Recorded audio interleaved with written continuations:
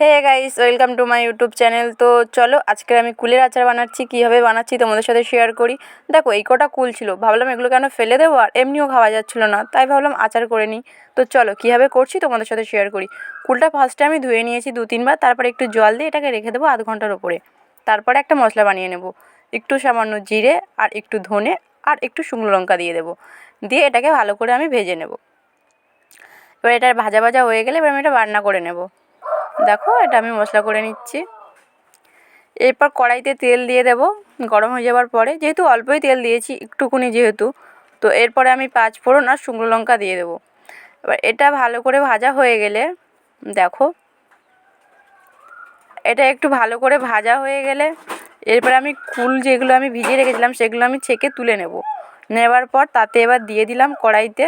দেখো, এটা হালকা ভেজে নেব, নিয়ে একটু নুন দেবো, সামান্য অল্প নুন দিয়ে এটা ভাজা ভাজা হয়ে গেলে, দেখো এটা ভাজা ভাজা হয়ে গেছে। এবার আমি বাদশা দিয়ে দেবো, যেহেতু গুড় ছিল না তো ওই জন্য বাদশা দিয়েই করছি। এরপর একটু জল দিয়ে দিলাম। দেখো, এটা একটুকুনি গুড় ছিল, লাস্টে আর একটু দিলাম। তারপরে দেখো কতটা মরে গেছে ফুটতে ফুটতে, আর মুখগুলো না ফেটে গেছে এমনি এমনি। এরপরে মশলাটা আমি দিয়ে দিলাম। চলো, আমার আচার কমপ্লিট। এবার খেয়ে দেখি কেমন হয়েছে। সত্যি বলছি ভালোই হয়েছিল, শুধু একটু আমার মিষ্টি বেশি লেগেছিলো। তো ভিডিওটা এই পর্যন্ত।